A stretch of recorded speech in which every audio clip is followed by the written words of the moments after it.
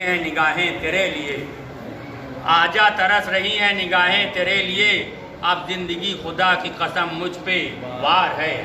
اور آخری 4 مصرع سماعت فرمائیے، اس کے بعد مولانا مسعود خطاب فرمائیں گے۔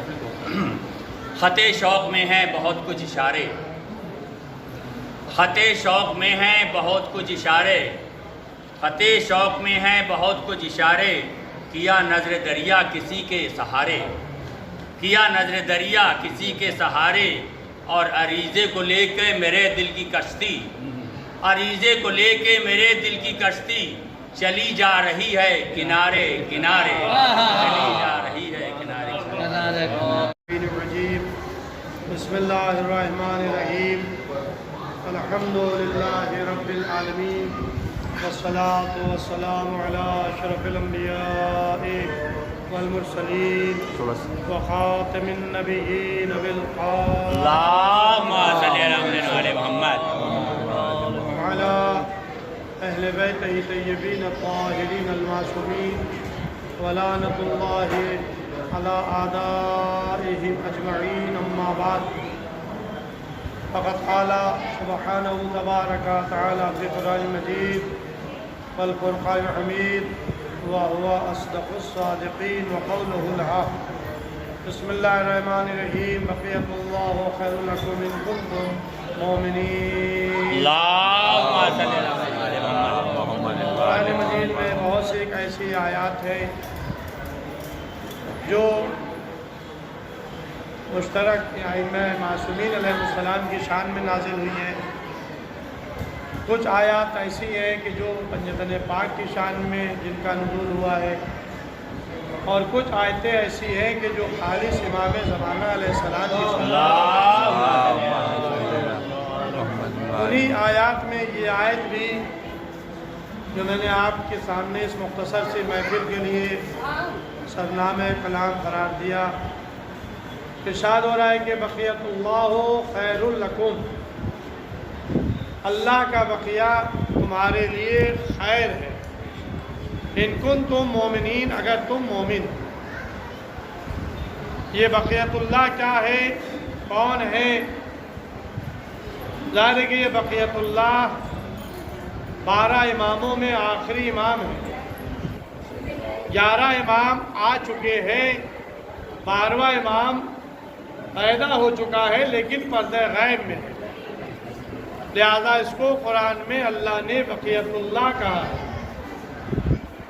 اس آیہ کریمہ کے سلسلے میں ایک روایت شیخ صدوق علیہ رحمہ نے کمال الدین میں نقل کی ہے کہ جب امام کا ظہور ہوگا، امام تشریف لائیں گے تو خانہ کعبہ کی پشت لگا کر خانہ کعبہ سے بیٹھیں گے، اور جبرائیل کی آواز بلند ہوگی، آسمان سے جناب عیسیٰ کا نزول ہوگا، اور 313 امام کے اصحاب اور انصار دنیا کے کونوں کونوں سے سمٹ کر خانہ کعبہ کے پاس امام کے پاس آ جائیں گے۔ اس وقت امام کا جو سب سے پہلا کلام ہوگا وہ یہ ہوگا کہ انا بقیت اللہ، میں بقیت اللہ ہوں۔ یہ امام کا سب سے پہلا کلام ہوگا، اس لیے کہ قرآن میں اس امام کو بقیت اللہ کہا گیا، لہٰذا وہ امام بھی جب ظاہر ہوگا وہ اپنے کو سب سے پہلے یہی کہے گا کہ انا بقیت اللہ، اور جتنے مومنین وہاں پر جمع ہوں گے وہ سب کہیں گے کہ السلام علیکہ یا بقیت اللہ فی الارض، واہ واہ واہ، اے بقیت اللہ آپ پر ہمارا سلام ہو، اور آپ زمین پر ہیں۔ ظاہر ہے کہ بقیت اللہ آج بھی زمین پر ہیں، اس وقت بھی زمین پر ہوں گے، فرق اتنا ہے کہ آج پردہ غیب میں، اس وقت پردہ اٹھا کر آ جائیں گے۔ محمد وعلی محمد۔ ہم سب منتظر ہیں اس آخری امام کے، امام مہدی جو عبد صالح جنہیں کہا جاتا ہے جنہیں قائم آل محمد کہا جاتا ہے، جنہیں صاحب امر کہا جاتا ہے، جنہیں صاحب الزمان کہا جاتا ہے، یہ سارے القابات امام حسن علیہ السلام کے ہیں۔ ہر ایک کا عقیدہ ہے کہ وہ آئیں گے، یہ کوئی نہیں کہتا کہ وہ نہیں آئیں گے۔ جب دنیا ظلم و جور سے پر ہو جائے گی تو وہ ظاہر ہو کر دنیا کو عدل و انصاف سے بھر دیں گے۔ بس فرق یہ ہے منتظر سب ہیں، لیکن ہم یہ کہتے ہیں کہ وہ آ چکے ہیں، لیکن اللہ نے انہیں غیب کے پردے میں چھپا رکھا ہے۔ یہ غیب کا پردہ ہمارے لیے ہے، ایمان کے لیے نہیں ہے، فرق ہے۔ ہم یہ سمجھتے ہیں کہ امام بھی ہم کو نہیں دیکھتے ہوں گے، ایسا نہیں ہے۔ ہماری نظروں سے امام پوشیدہ ہے، لیکن امام کی نظروں سے ہم پوشیدہ نہیں ہیں۔ امام ہر جگہ جاتے ہیں، کربلا کی زیارت کے لیے، کوفے میں مولا علی کی زیارت کے لیے، خانہ کعبہ حج کے لیے، لیکن ہر ایک امام کو دیکھ نہیں پاتا، اس لیے کہ اللہ نے انہیں غیب میں رکھا۔ تو اب بس دو تین چیزیں عرض کرنا ہے جو اعتراضات دشمنوں کی طرف سے ہوتے ہیں۔ پہلا اعتراض یہ کہ اتنے دن وہ زندہ کیسے رہ سکتے ہیں؟ تو بھائی اگر ہم نے زندہ رکھا ہو تو آپ ہم پر اعتراض کریے، زندہ اس نے رکھا ہے جو موت و حیات پر قادر ہے۔ اللہ موت و حیات پر قادر ہے، جس کو چاہے زندگی عطا کرے، جس کو چاہے موت دے، اور اس نے پہلے ہی سے نمونے پیش کر دیے، ایک دو نہیں، اصحاب کہف پورا قرآن مجید میں سورہ موجود ہے، اصحاب کہف زندہ ہے، سو رہے ہیں۔ تو جب انہیں وہ زندہ رکھ سکتا ہے، نہ کھاتے ہیں نہ وہ پیتے ہیں، وہ سو رہے، ان کی کروٹیں بدلوائی جاتی ہے، کبھی دائنی کروٹ کبھی بائیں کروٹ، جب سورج نکلتا ہے تو ان کے اوپر سے نکلتا ہے، جب قرآن مجید کو اٹھا کر آپ دیکھ تو وہ زندہ ہیں۔ اس کے بعد 4 نبیوں کا ذکر قرآن میں ہے، جناب عیسیٰ زندہ ہے، جناب ادریس زندہ ہے، جناب الیاس زندہ ہے، جناب خضر زندہ ہے۔ 2 نبی آسمانوں پر ہیں اور 2 زمین پر ہیں۔ تو یہ 4 نبیوں کا وجود حیات کا ملتا ہے، اور یہ سب نئے نبی نہیں ہیں بلکہ امام سے برسوں پرانے کے انبیاء ہیں۔ تو جو انہیں زندہ رکھ سکتا ہے تو وہ آخری امام کو کیوں نہیں زندہ رکھ سکتا؟ اور میں نے ابھی کہا کہ موت و حیات پر قادر تو اللہ کی ذات ہے۔ قرآن مجید میں سورہ یونس ہے، آپ سورہ یونس کو دیکھیں، جناب یونس جن لوگوں پر مبعوث ہوئے تھے نافرمان نکلے، جناب یونس ان کو چھوڑ کر فرار اختیار کر لیا، ان کو چھوڑ دیا اور ان کے لیے عذاب کی دعا کر دی۔ دریا سے اس پار جانا تھا، کشتی پر سوار ہوئے، طوفان آ گیا، کہا کہ کوئی غلام ہے جو اپنے آقا سے بھاگ رہا ہے، برا ڈالا گیا، انہیں کے نام نکلا۔ ایک دفعہ، دوسری مرتبہ، تیسری مرتبہ لوگوں نے ان کو پکڑ کر دریا میں ڈال دیا، ادھر دریا میں ڈالا، ادھر مچھلی نے نگل لیا۔ قرآن یہ کہتا ہے کہ 3 شب و روز جناب یونس پیغمبر بطن ماہی میں رہے اور مچھلی ان کو دریاؤں کی سیر کراتی رہی، دریاؤں کی سیر کراتی رہی۔ 3 دن کے بعد انہوں نے تسبیح الہی کی، سبحانک لا الہ الا انت انی کنت من الظالمین۔ ادھر انہوں نے تسبیح کی، مچھلی کنارے آئی، ان کو اگل دیا۔ اب قرآن کیا کہہ رہا ہے؟ قرآن یہ کہہ رہا ہے کہ اگر یونس تسبیح نہ کرتے تو ہم یونس کو قیامت تک بطن ماہی میں رکھتے۔ وہ اللہ جو اس بات پر قادر ہے کہ ایک نبی کو مچھلی کے پیٹ میں قیامت تک زندہ رکھے، تو کیا وہ اللہ اس پر قادر نہیں ہے کہ امام کو اس بڑی کائنات میں اس نے زندہ رکھا ہے؟ بقیت اللہ، یہ بقیت اللہ ہمارے لیے خیر ہے اگر ہم مومن ہیں۔ کیسے ہدایت کرتا ہے؟ غیب میں رہ کر امام کیسے ہدایت کرتے ہیں؟ تو دائرے کے بہت سے واقعات ہیں جن کو بیان کیا جا سکتا ہے، دامن وقت میں گنجائش نہیں ہے۔ امام نے کیسے کیسے ہدایت کی ہے، بس اس سلسلے میں ایک دلیل سن لیں۔ یہ بتائیں کہ ابلیس کا کام کیا ہے اور وہ کب سے ہے؟ تو ظاہر ہے کہ اس کا وجود تو آدم سے پہلے سے ہے۔ آدم کا پتلا بھی نہیں بنا تھا، ابلیس تھا، ملائکہ کی صفوں میں تھا، سجدہ نہیں کیا، اللہ نے بارگاہ الہی سے نکال دیا، قیامت تک کے لیے اس پر لعنت ہو گئی، اور اس نے وقت معلوم تک کہ اسے مہلت دی گئی ہے وہ زندہ رہے گا۔ لیکن اب میں پوچھنا چاہتا ہوں کہ وقت معلوم تک وہ زندہ رہے گا، اس کا کام کیا ہوگا؟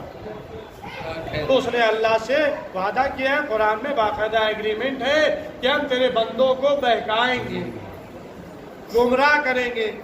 تو ابلیس کا کام ہے بہکانا، ابلیس کا کام ہے گمراہ کرنا۔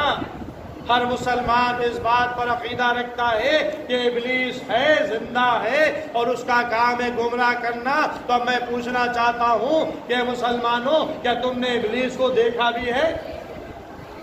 ہر ایک یہ کہے گا کہ نہیں میں نے دیکھا تو نہیں ہے۔ تو بغیر دیکھے تم ایمان لے آئے کہ وہ ہے اور گمراہ کرتا ہے، بہکاتا ہے۔ تو ایک ابلیس پر تمہارا ایمان ہے بہکانے کے لیے، تو اس امام پر بھی ایمان رکھو کہ جو فریضہ ہدایت کو انجام دیتا ہے غیبت کے پردے سے،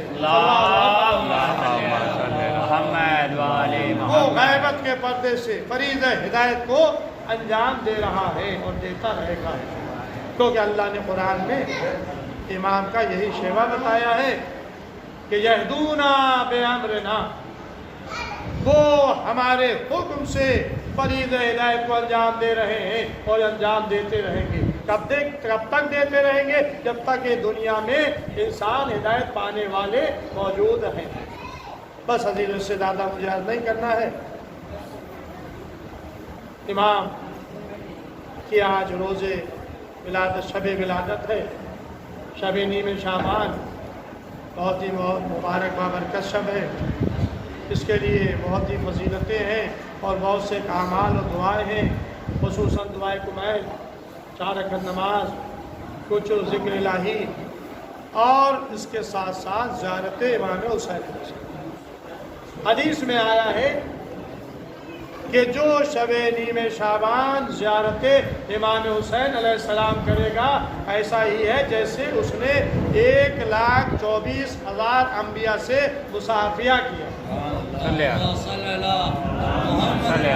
امام حسین علیہ السلام کی زیارت آج کی شب، لہذا آپ دیکھیں اس وقت اگر نیٹ کو آپ آن کریں اور کربلا میں دیکھیں تو تل رکھنے کی جگہ نہیں ہوگی، اس لیے کہ وہاں کی مخصوصیوں میں ایک مخصوصی نیم شعبان بھی ہے۔ ایک دفعہ مجھے اتفاق ہوا، چہلم میں نے 5 سال کیا، 5 سال میں نے عاشورہ کیا، لیکن نیم شعبان 1 سال کی صدام کے ہٹنے کے بعد بڑے ہی شاندار طریقے سے کربلا میں نیم شعبان منائی جاتی ہے۔ جتھوں کے جتھے لوگ دور دور سے آتے ہیں اور امام کے روضے کا طواف کرتے ہیں۔ تو یہ امام حسین علیہ السلام کے روضے کا طواف ہوگا، اور شب ہے شب نیم شعبان، ولادت امام حسن علیہ السلام۔ تو ان دونوں میں ربط کیا ہے؟ بس عزیزو، اس سلسلے میں مجھے ایک حدیث بیان کرنا ہے۔ جب ہمارے چھٹے امام جعفر صاحب سے پوچھا گیا کہ مولا یہ بتائیں کہ آپ کو آپ کے جد امام حسین علیہ السلام کو ان کی شہادت کے عوض میں اللہ نے کیا عطا کیا؟ اب جانے کہ ایسا سوال تھا کہ ہر آدمی اس کا جواب نہیں دے سکتا ہے، لیکن کیونکہ معصوم سے پوچھا جا رہا تھا تو معصوم نے جواب دیا کہا کہ اللہ نے امام حسین علیہ السلام کی نسل میں امامت کو قیامت تک کے باقی رکھا ہے۔ امام حسین علیہ السلام کی نسل میں امامت کو قیامت تک باقی رکھا ہے، اور قبر امام حسین علیہ السلام کو خاک شفا قرار دیا ہے۔ کسی کی قبر، کسی معصوم کی قبر کو خاک شفا کا درجہ حاصل نہیں ہے، لیکن یہ عظمت ہے امام حسین علیہ السلام کی قبر مبارک کو کہ ان کی قبر مطہر کی مٹی خاک شفا ہے۔ جب مریض لا علاج ہو جاتا ہے تو قبر مطہر کی اگر ایک مٹر کے دانے کے برابر مٹی پانی میں گھول کر کے مریض کو پلا دی جائے تو اسے شفا کامل عطا ہو جاتی ہے۔ یہ دوسرا مرتبہ امام کو عطا ہوا، اور اس کے بعد فرماتے تیسرا مرتبہ یہ ہے کہ جو زیر قبہ حسینی بارگاہ الہی میں دعا کرے خداوند عالم اس کی دعا کو مستجاب فرماتا ہے۔ اس کے بعد تیسری چوتھی علامت یہ بتائی کہ جو زائر امام حسین علیہ السلام کی زیارت کے لیے نکلتا ہے، جتنے دن اس کے گھر سے زیارت کرنے میں آنے جانے میں صرف ہوتے ہیں، خداوند عالم اس کی زندگی میں اتنے دن کا اضافہ کر دیتا ہے۔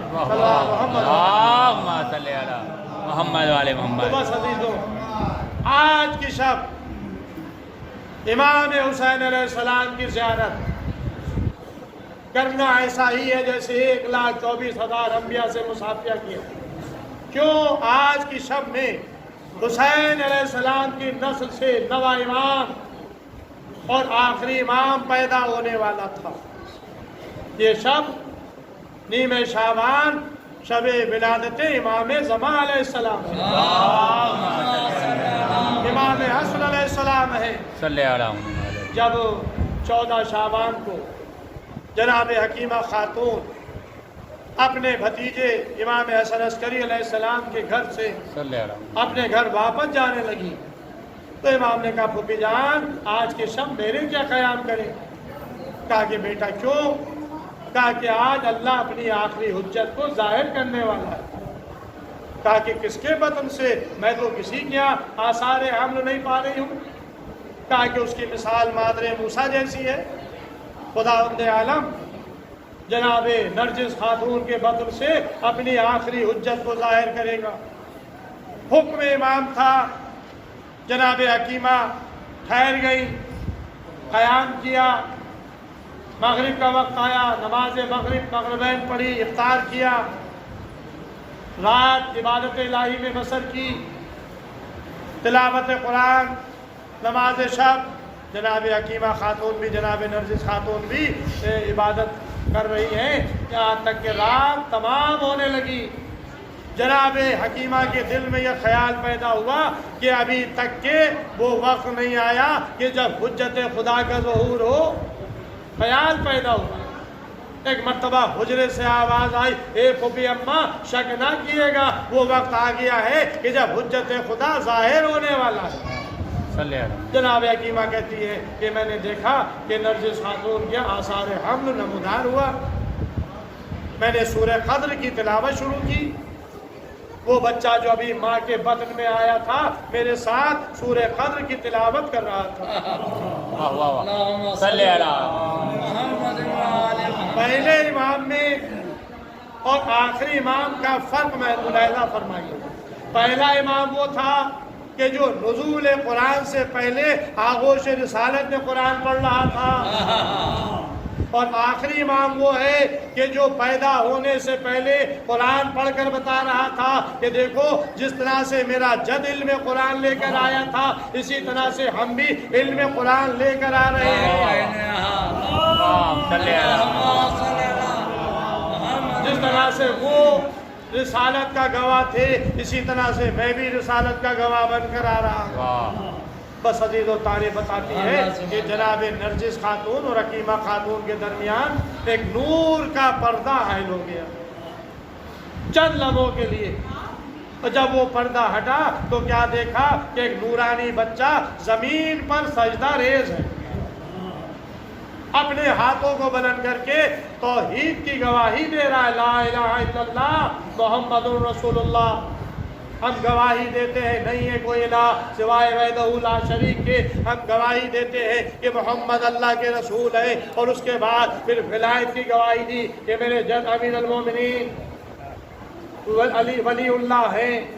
بس عزیزو، یہ ہے امام عصر علیہ السلام، پیدا ہوتے ہی وحدانیت کی بھی گواہی دی، رسالت کی بھی گواہی دی، ولایت کی بھی گواہی دی۔ امام جناب حکیمہ آگے بڑھی، بچے کو گود میں اٹھایا، لے کر حجرے کی طرف چلی، جناب امام حسن عسکری علیہ السلام کی خدمت میں ان کے فرزند کو پیش کیا۔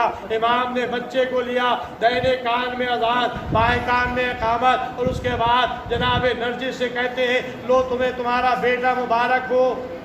واہ واہ واہ۔ بس عزیزوں، یہ کل کی صبح جو آ رہی ہے، یہ صبح امام کی ولادت کی صبح ہے۔ وہ سلامتی امام زمانہ بآواز بلند نعرہ سلوات۔ بس عزیزوں، انہی جملوں کے ساتھ میں اپنی گفتگو کو تمام کر رہا ہوں۔ بارگاہ الہی میں امام حسین علیہ السلام کے توسل سے اور امام زمانہ علیہ السلام کے اس مبارک رات کے صدقے میں، کیونکہ یہ رات دو راتیں پورے سال میں ہیں، ایک شب قدر ہے اور ایک نیمہ شعبان ہے۔ اگر شب قدر کے بعد کوئی رات عظیم ہے تو وہ یہی رات ہے جسے نیمہ شعبان کہا جاتا ہے۔